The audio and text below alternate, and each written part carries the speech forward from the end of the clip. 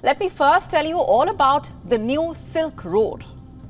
This is a project made possible by climate change and necessitated by faster changing geopolitics.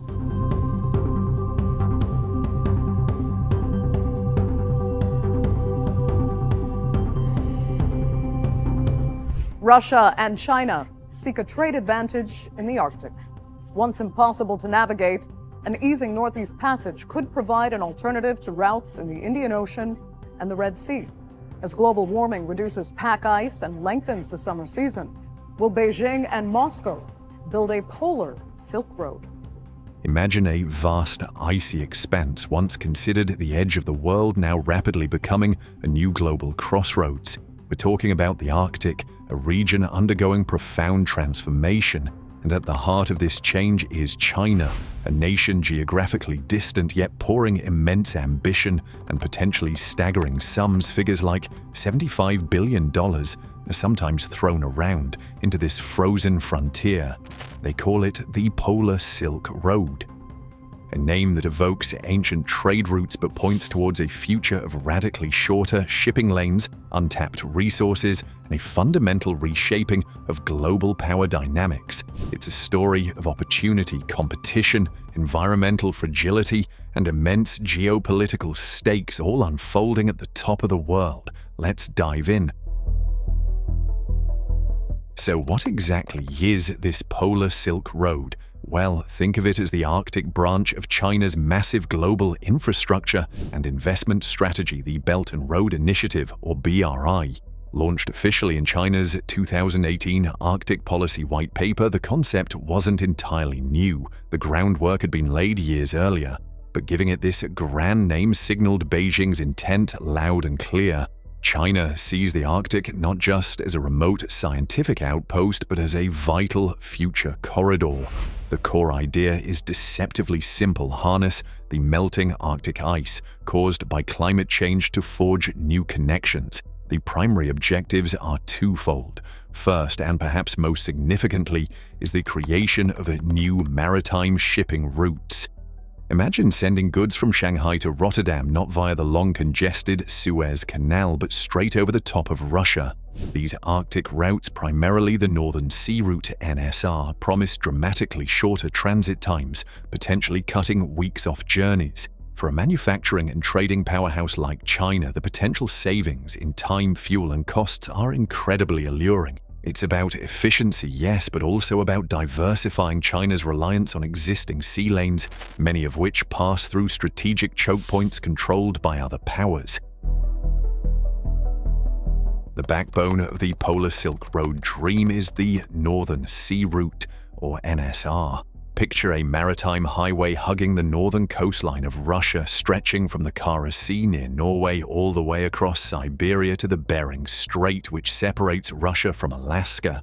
This is the passage that offers the most tantalizing shortcut between East Asia and Europe. Compared to the traditional route via the Suez Canal, sailing the NSR can potentially shave off 10 to 15 days, maybe even more, translating into significant fuel savings and faster delivery times. For massive container ships and tankers, that's a huge deal. However, navigating this icy artery is far from straightforward. While climate change is undeniably reducing the extent and thickness of Arctic sea ice, especially in summer, the NSR remains a formidable environment. Ice is still a major hazard. Even during the peak navigation season, typically from late June to July to November, drift ice pushed by winds and currents can unexpectedly block passages.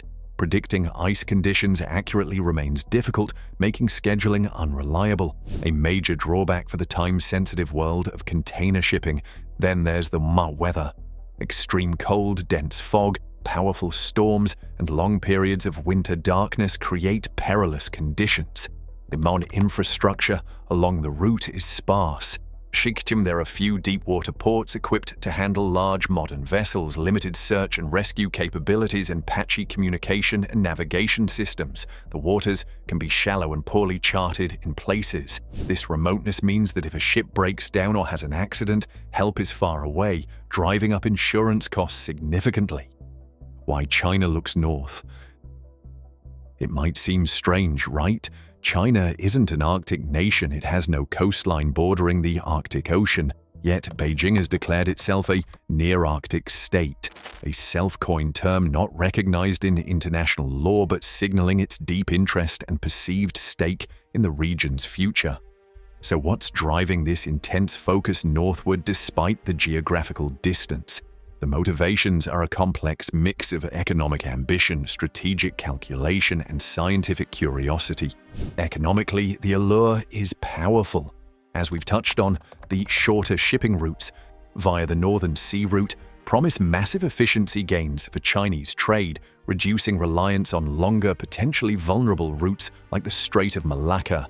Think reduced fuel costs, faster delivery of goods to European markets, and quicker imports of resources. Beyond shipping, the Arctic's untapped natural resources are a huge draw. China is the world's largest energy consumer, and the prospect of accessing vast reserves of oil and natural gas like those in Russia's Yamal Peninsula is incredibly attractive for energy security. Add to that potential mineral wealth, including rare earth elements crucial for high-tech industries, and rich fishing grounds opening up, and the economic incentives become clear. Strategically, the Arctic offers China a new arena to project its growing global influence.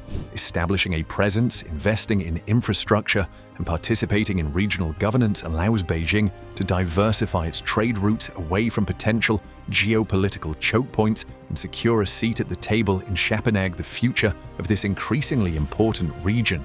It's about ensuring China's interests are considered as new rules and norms for the Arctic are developed.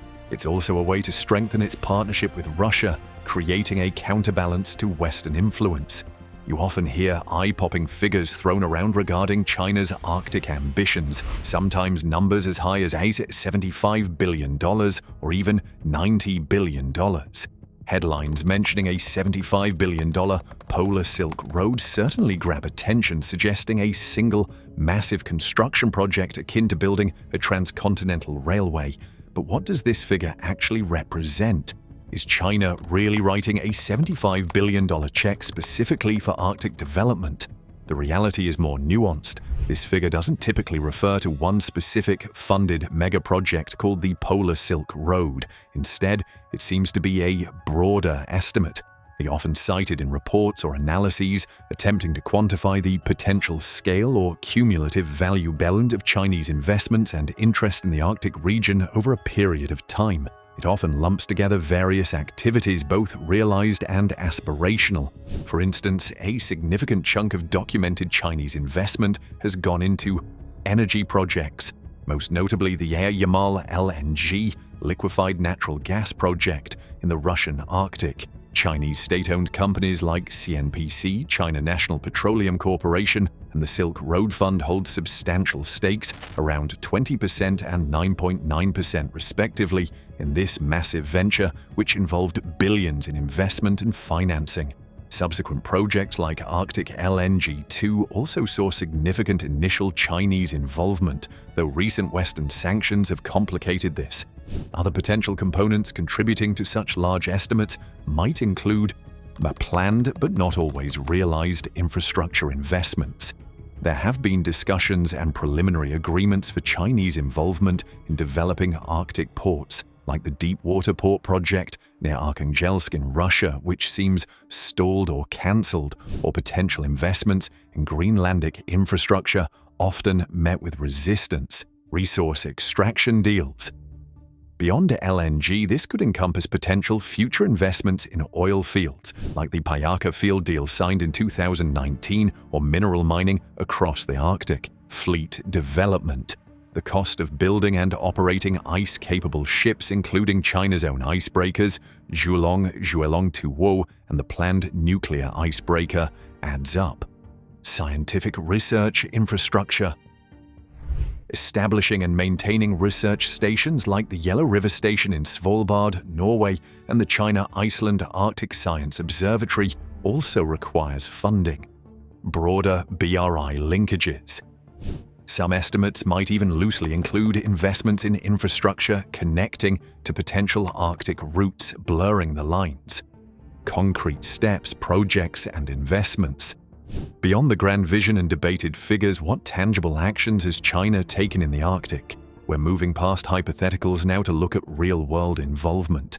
China's Arctic footprint, while still developing, is becoming increasingly visible through specific projects and investments, primarily focused on resources, infrastructure, shipping, and science.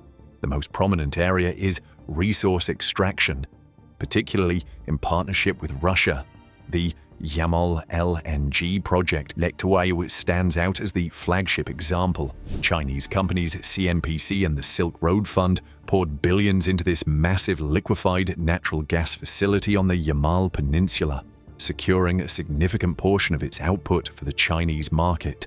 This wasn't just a financial investment. Chinese firms also contributed to building specialized LNG tankers capable of navigating Arctic waters. Building on this, Chinese companies initially took large stakes in the subsequent Arctic LNG-2 project. Although the impact of recent international sanctions has created uncertainty and reportedly led to Chinese withdrawal or suspension of involvement, deals have also been signed for developing oil fields like Bota-Payakar in Siberia, involving substantial promised investment, although progress can be uncertain. Interest has also been shown in Greenland's mineral resources, though actual large-scale mining investments there by China haven't materialized significantly, often facing local or geopolitical pushback. In AI infrastructure, though aspirations have sometimes outpaced reality. There was significant buzz around Chinese interest in co-financing and building a deep-water port near Arkhangelsk to Russia, envisioned as a key hub linking the NSR to Russia's rail network. China Poly Group reportedly signed an initial agreement back in 2016, and COSCO, China Ocean Shipping Company, expressed interest. However, this project appears to have stalled or been shelved, potentially due to financing issues, Russian reluctance, or geopolitical shifts.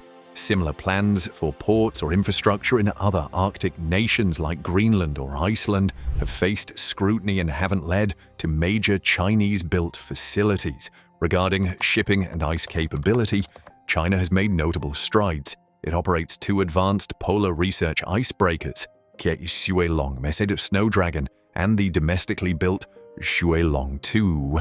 These vessels support scientific missions but also build crucial operational experience in polar waters.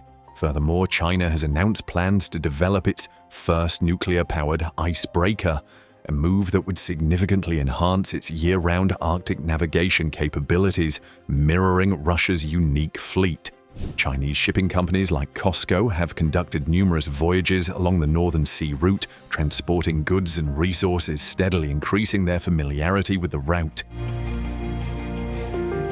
You really can't talk about China's Polar Silk Road without focusing on its relationship with Russia.